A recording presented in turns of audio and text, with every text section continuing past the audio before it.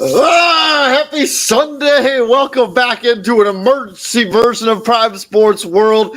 As me and TJ were just talking about this yesterday, and not even barely over 24 hours later, Kyrie Irving has been traded from the Brooklyn Nets. We will talk about the trade here, who wins and what happens now, and the fits on these two teams with their new considerable players. I'm Coach, your host, David On Point. Right there is my co-host, Mr. TJ Hopkins. And if you're new to the podcast, please like, share, and subscribe. We go live basically every single day, bringing the most up-to-date content on Facebook, YouTube, Twitter, Twitch, you name it, we bring it. Also, if you do happen to miss us live, I will share the link to our plethora of our streaming platforms. We are live on Apple Podcasts, Spotify, Amazon Music, and iHeartRadio. But yeah, we normally take Sundays off. But breaking news constantly happens in the world of the National Basketball Association, including this afternoon. Kyrie Irving, obviously I mentioned, traded. We'll get into the details of the trade here in a minute. But TJ, how are you, man? Happy Sunday. Happy Sunday. So yeah, I was just getting ready to watch the Pro Bowl. I was like going to KFC to get some KFC and eat some KFC and watch the Pro Bowl. All of a sudden, my phone just starts getting blown up. I'm in a group chat with some of my other friends from back home, and they're all big basketball fans too. And like all of a sudden, it's just like that chat just blows up. And I'm like, what is going on? And then I just see your message, Kyrie Irving traded. I was like, no way. Like that happened fast. Yeah, they was talking about they went from we're gonna bench Kyrie through the All-Star break to you're traded now. So yeah, there's that. We talked about this I brought this up in the group chat yesterday. There was a moment, I don't know if you watched the pregame show for the ABC game was on last night, and JJ Redick was just like, you know what? We'll talk about Kyrie Irving trade when what actually happens. And he was like, let's focus on the game that we're about to watch. Let's do some analysis on the game. And like all this off the court stuff is kind of like, and JJ Redick, I was like, man, I totally agree with you. Like how much time did like First Take and all those pundits in the media spend on the Kevin Durant trade request and nothing ever came of it? And a lot of these trade requests kind of stuff like that happens. And he's like, we're not going to talk about Kyrie Irving until it actually happens. And not even 12 hours later, Kyrie Irving's on his way out of Brooklyn, man. Like it just happened fast. Well, he had a point. Like you're there to do a job. Yeah. You're there to do it. You're there to do a job. You're there to talk about the game. That was who was no, it wasn't the Lakers and it was Dallas and Golden State. All right, you're there to talk about that. We'll get into the Steph Curry injury probably after this because that did happen literally right after the Irving trade. But like, if I'm on JJ Redick, the update on Steph Curry, he's out several weeks with a leg injury.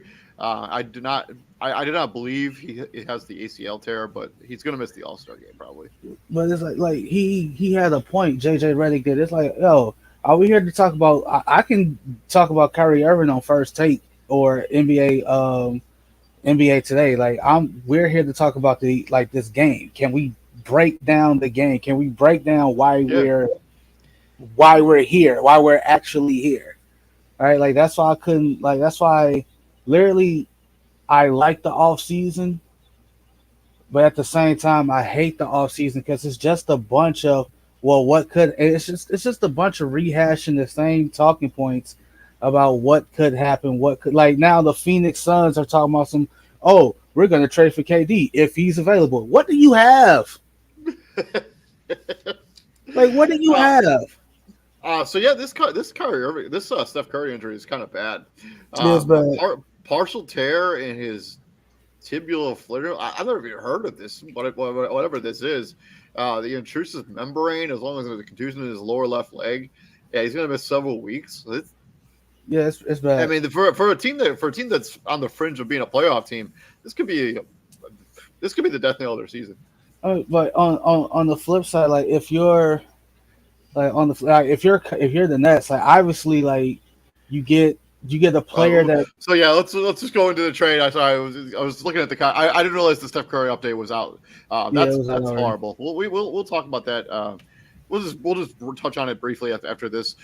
So yeah, Kyrie Irving to the Dallas Mavericks. If you didn't already know, he's been traded to the Dallas Mavericks. The Mavericks obviously received Kyrie Irving. The Nets ship off Spencer Dinwiddie, Dorian Finney-Smith. They also got a 2029 unprotected first-round pick and then second-round picks in 2027 and 2029. The Mavs are currently 28 and 26 after just losing last night in a game where they didn't look all that good without Luka Doncic. And the Nets are obviously 32 and 20, really struggled since Kevin Durant has been injured. Should be coming back here soon. So as opposed to this trade, who wins this trade? Well, I would think the Nets win the trade, right? Like you would think. I'm gonna respectfully disagree with you. I think that actually both these teams actually win this trade. I think this trade is extremely valuable for both of these two teams. I think the Dallas Mavericks have always kind of been looking for that second star to attach to Luka. I'm not so sure what their basketball fit is going to be like because they both kind of have to have the basketball. Here's why I say the Nets are a winner, right? So obviously, Kyrie wanted max money. He wanted max money. Josiah and the Nets are like, due to your unpredictability that you've shown us these last few years, I don't feel comfortable giving you max money. Because if I give you max money, and again, you're liable to just take off just for the sake of taking off. And I get it, athletes are people too, but you take off without saying why. Like you just like, oh, I don't feel like playing. I need a week off. I'm just gonna take a week off without really saying why. So now the onus to pay Kyrie Irving now falls to Mark Cuban. Right? Like now he's looking like wherever Kyrie Irving goes, he's looking for max money. Yep. So I think if you're Dallas, you have to pay him now that you traded for him. He's only eligible for the 2-year extension I talked about yesterday. 2 years, $78.9 million, which isn't quite the full 2-year max contract. And they would really only be on the hooks for 2 years of Kyrie Irving. So if it doesn't work out, they could bail after in 2 years. And if you're Dallas, like now you got to worry about the only issue that we've really had is getting Luka some legitimate help. And then now we run the risk of not, we get him the help, but is it a guarantee that he's going to be here? Is it a guarantee that Kyrie Irving going to be there to take the load off of Luka Doncic? No. Is that right? But I think if you're Dallas, I think you roll the dice with this. I mean, nobody else is going to become available based on their books and their salary cap. They weren't going to be able to sign to Kyrie Irving outright. Like this is their one chance to get another star. I mean, they're fit. I think the fit is questionable. I think Kyrie Irving's going to play a lot off the ball, and he hasn't really proved he can do that on a regular basis. Yes, he has. Also welcome into the show, CEO Israel Rivera. Wait, hold on. No, wait, hold on. You just said a wrong statement. When has Kyrie Irving not proven he can play off the ball? I just think that he likes to have the basketball in his hands. He's a guy. He does that, but don't say he can't play off the ball because that's not true. Okay, that's a lie. He literally did it. He's already proved that he could play off the ball since LeBron. Thank you. That's fair. Okay, that's fair. He won a championship with LeBron. So, but Luka, but this is the same. But here, TJ, I get kind of like David does have a point. I didn't kind of get the whole point, but I kind of get the gist. Let me jump right in it. Luka had problems when he had another star with him, like Porzingis or Brunson. He needs to learn how to not dribble so much, dribble out the clock, 18 seconds. Now we got 6 seconds on the clock to make something happen. Luka needs to learn how to sometimes, hey, but I think now that you have a proven commodity that you can give the basketball to, I mean, everybody else, I mean, Spencer Dinwiddie, a little bit hit or miss. I'm not finna the Porzingis thing, that was bad, but Luka Doncic didn't help in that situation because again, it could be pick and roll between him and KP pops for the three. Luka's going 1-on-3 instead of kicking it to the open man. Now but what Porzingis is at fault is, hey, Porzingis, you gotta have some dog in you, and you gotta get some bass in your voice to be to challenge him. To challenge him and challenge Jason Kidd, hey, I'm open. I know, in the film session, it got to be, hey, bro, you ain't got to be 105 the whole time, Luka. I know you a bad boy. I know you cold, but come on, man. And also, receiving Morris. I mean, you get rid of Dinwiddie. I know you get rid of the 2 picks, whatever. Who cares? Dinwiddie and then Dorian Finney-Smith. Yeah. I mean, and then you getting back Markieff Morris. The Mavs did get Markieff Morris too in this trade. You get Markieff Morris now. Now you get Markieff Morris, so you kind of get a shooter, kind of a stretch 4 there. 3 and D. But my thing is, last year they made it to the Western Conference Finals with Jalen Brunson. I know Spencer Dinwiddie was coming off the bench and everything like that, but I mean, now it's not. Who's the next point guard that's kind of on that bench? That who's the young guy that they drafted? Jaden Hardy don't even play. Jaden Hardy. I mean, they got Josh Green too, who's more of a small forward combo guard. Yeah, he's like a combo guard. So one of those guys gonna have to step up off the bench with Spencer Dinwiddie gone now. But that's not. I mean, Kyrie's upgrade. I think the improved play of Josh Green is what made it because he's been pretty solid for them this season. He probably, if he hasn't gotten hurt early, maybe the real winner in this. The real winner in this is Cam Thomas. The real winner in this is Cam Thomas. Oh, he just dropped 40 plus. Yeah, the real winner in this. The real winner in this is Cam. I don't know why he wasn't playing in the first place. Like he was getting buried in the road. Like that's on Jacque Vaughn, in my opinion. Like you got this dude has proven that he can light it up at any given point. Like we saw that game against the Knicks last season, and if I'm Cam Thomas, I'm like he just looked like he wasn't enjoying the game, like the game of basketball. Nor he just looked so unhappy. Now this frees up, and maybe that's probably why they went ahead with this. It's like, hey, Cam Thomas did drop 44 off the bench, and they come off the bench. Like he dropped 44 off the bench. Like McKinley Wright is the fourth. Is the guy who played a lot of the backup point guard minutes last night. That's probably the guy you're talking about. So my thing is, they went to the Western Conference Finals with Jalen Brunson. What can they do with Kyrie? Not win a championship. I'm just throwing that out there. Yeah. I mean, this does raise their potential ceiling. Like the ceiling of the Dallas Mavericks has been raised because of this trade. Has their floor bottomed out a little bit? Maybe. So like now I got it. Now it's been reported like they turned down packages from the Lakers and I think Denver. So like now it's like, all right, what did those two teams offer that you said no? And how, like, what was, how was this the better package? That Denver fit would be interesting, especially if Jamal Murray's not in the trade. Like, what is that? What is that Denver package? Still got Josh Green, still got Tim Hardaway Jr. Now you add Kyrie, still got Reggie Bullock, still got. You got Christian Wood still to Dwight Powell, Davis Bertans. Frank Ntilikina can still defend a little bit. Dwight Powell can defend. I mean. You still got you got. I mean, for what they gave up to get a Kyrie Irving, I mean I ain't gonna lie, man. That's kind of a slam dunk in a way.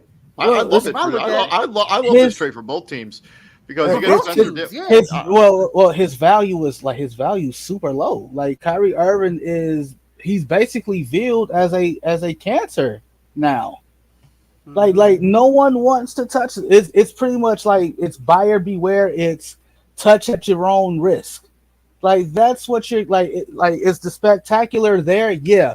Are people gonna pay to come see Kyrie Irving put on the show? Yes, but for how long? Over the last 4 seasons, I think he's played like 158 games in 4 years. It's like less than a quarter. Like, but for how long? Half. Like how long is Kyrie gonna be the showstopper that we know him to be? Like I'm serious. Like these are like he's on the other side of 30. These are where point guards usually start to bog down a little bit. But yeah, on the net side of this, I mean, this gives you 2 pieces to continue to be good this season. I mean, you get Spencer Dinwiddie who can give you a little bit of that pouring sponge at the point guard position you lose from a Kyrie Irving. Dorian Finney-Smith is a good glue guy, good defender, good shooter. Can't really create his own offense all that much, but he can shoot and defend, and that's what this team has needed. That's what they needed. I mean,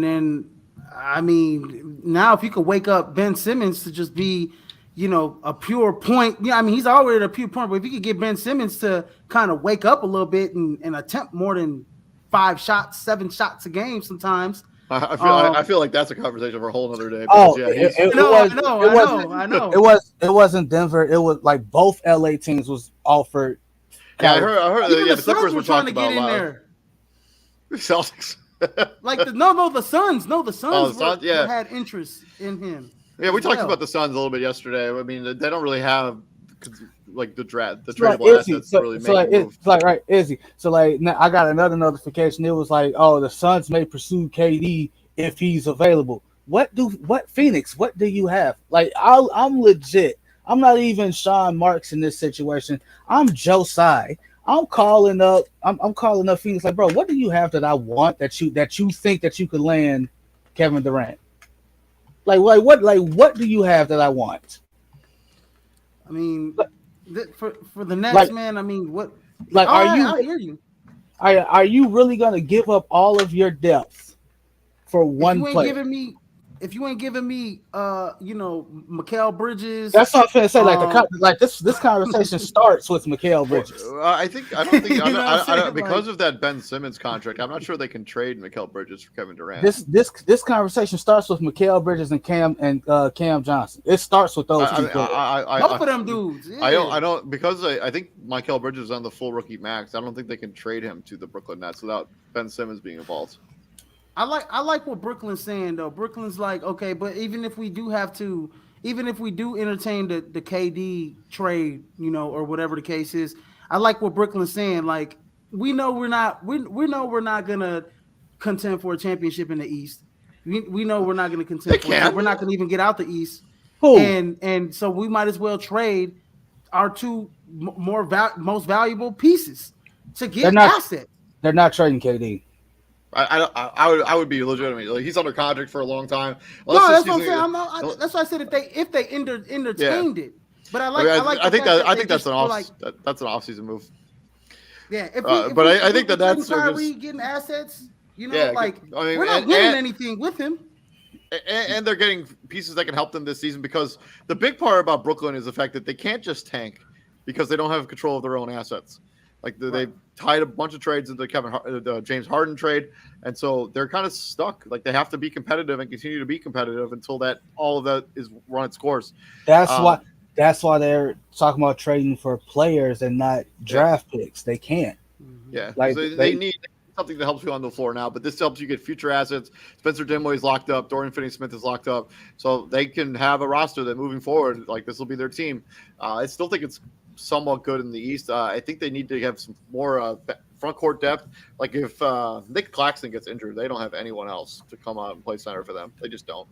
They got that position. No, and this another young dude that they should have been playing a long time ago. Day'Ron Sharp is finally getting some run time, but it's like why haven't you been playing them? Like, what were you doing that you weren't playing this dude? No. Because I just know they have a backup center. I just really wish people would stop saying, "Oh, they don't have another center." Like, yeah, they do. For whatever reason, they just weren't playing them. I mean, there must be something in practice that doesn't. I'll say this, man. Dallas gonna put up some points, but can they stop anybody?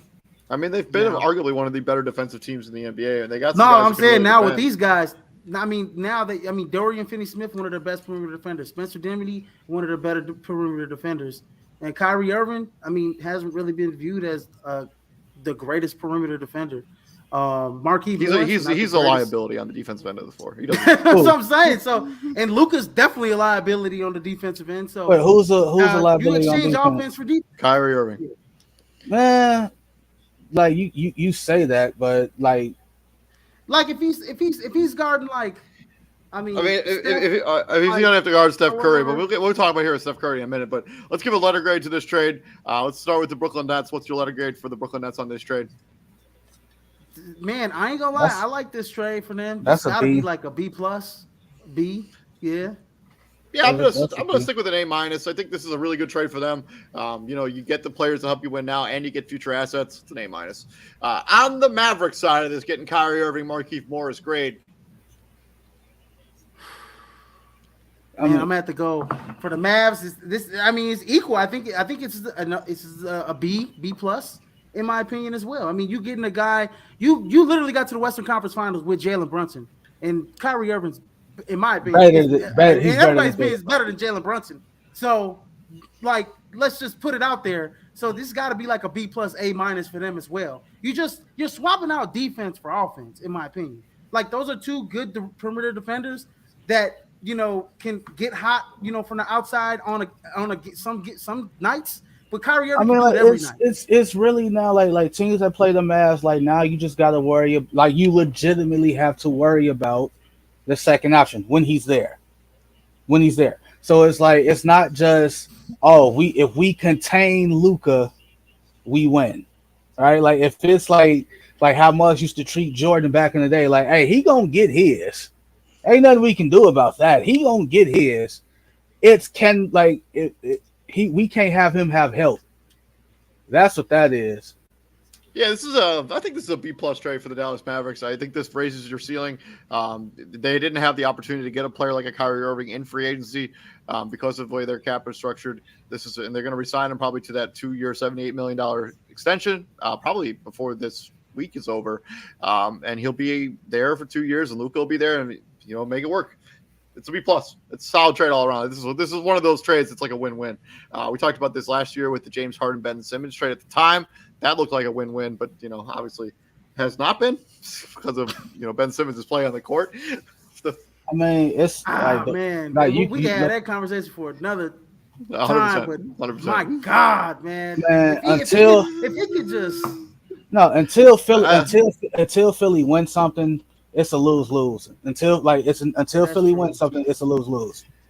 And yeah, that's been our breaking news podcast. We're going to go real quick into some extra breaking news that I did not know about when I created these graphics. You don't have to. Let's just talk about it. This breaking news on this. I'm not going to.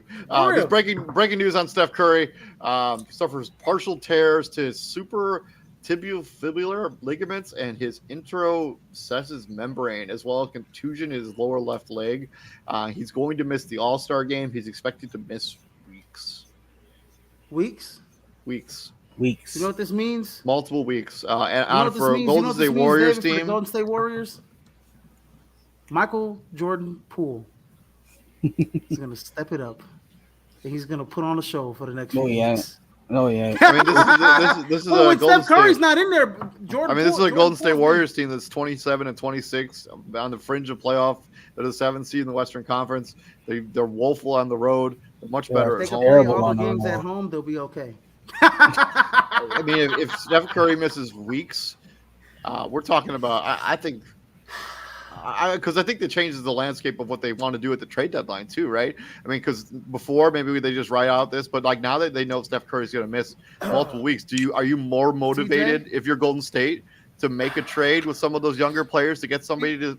Hell yeah, I have to. TJ, Q and TJ. We talked about this the other night. We talked about this. We talked about this the other night, TJ. Do you Moses Moody? I mean, Wiseman, Kuminga. Do you package those guys up and get somebody who can keep this shit afloat? I'm calling the Bulls. I'm legit calling give me Wiseman. What did I say? Wiseman, Kuminga, and a couple draft picks for Vucevic and Kobe White. Yup.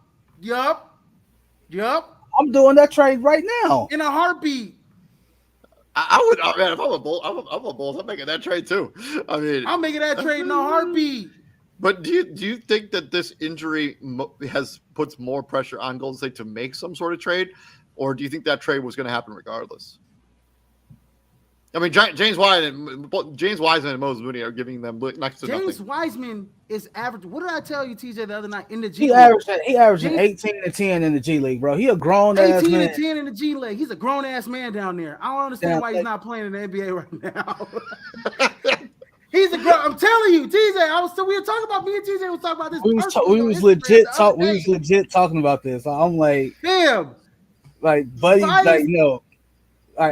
don't get it. I really don't. It makes no sense. I mean, this was after Izzy had calmed down because the oh yeah. Because the Minnesota, oh my God, yeah, that was it. Because the Minnesota Timberwolves messed up his parlay. Man, that's fair, dude. This was after he had calmed down, but it's like, man. But yeah, I think if I'm Golden State, I'm trying to make a trade to keep the ship afloat until Steph Curry comes back. I mean, I need somebody who can score the basketball because this team without him, their offense is really stagnant. Look at that game last night. He gets injured. They're up 20 points. Dallas came back and made that game interesting.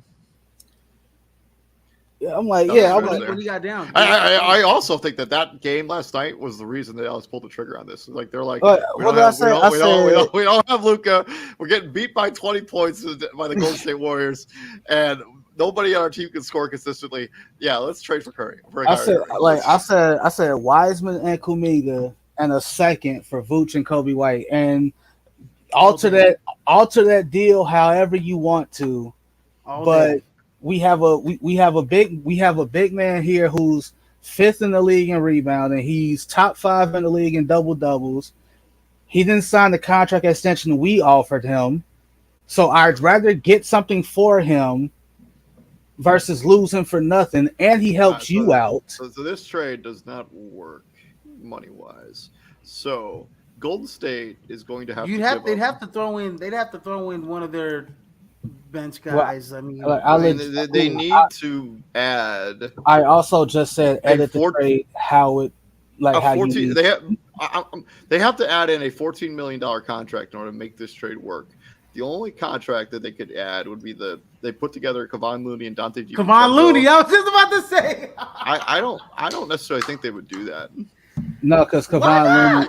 Kevon Looney is important to what they do. Even though Vucevic would be the starting center, Kevon Looney would probably come off the bench. I mean, if you take Kobe White out, this trade works. I think. I take Wiseman. The trade, it doesn't work either. But man, look, if you can make the money work, I'm all for that trade. Get James Wiseman, the young player who's still got some upside. Jonathan Kuminga, who's got all the talent in the world. Yeah, I don't know who else. I mean, what about maybe trading, maybe getting your boy back from Minnesota, D'Angelo Russell? I mean, maybe. Yeah. I mean, his value is not that high right now, and if you're the Minnesota Timberwolves, then you kind of need some young assets because he traded them all away for Rudy Gobert. So if you could get D'Angelo Russell, he also has a super absorbent contract that I'm not sure how they match that contract either. So, I mean, that's just part of the game that teams are going to have to find a way to play. But yeah, we'll do a whole NBA trade deadline special on Wednesday where we break down the entire NBA trade deadline. We'll own some predictions here from Prime Sports World, how things are going to go in the Prime Sports World. We just wanted to get rapid reaction to Kyrie Irving being traded again. He's going to the Dallas Mavericks. Spencer Dinwiddie and Dorian Finney-Smith are going to be members of the Brooklyn Nets, along with a first-round pick in 2 seconds.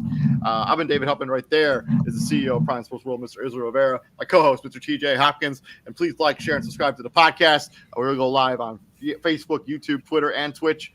And if you do happen to miss us live, we are available on a plethora of streaming platforms, including Apple Podcasts, Spotify, Amazon Music, and iHeartRadio. So please check out the link down at the and thank you, our friends in Belgium, for checking out the podcast on a regular basis over there. Also, Bulls fans, shut the hell up about the Bulls need to make a trade. The Bulls need to make shut up. We're going to be breaking down the NBA trade deadline. I'm David Huffman. And gentlemen, what we do here at the Prime, my friends. We bring the heat, ladies and gentlemen. Bring the heat, sir. Let's go. We'll see you guys. We'll see you guys tomorrow. Actually, we're going to be doing our Denver Broncos Tom Brady reaction video tomorrow. Keep an eye out for that double dose, and then our Super Bowl preview show will happen on Tuesday. So keep an eye out for that content. You guys all have a good night. Sayonara, suckers. Peace out, brothers. And good luck on your parlay today, Izzy. I'm rooting for you. I do not even want to look at FanDuel today. I think I'm just going to give me a 10-piece and call it a day. Peace out. On that note, take it easy.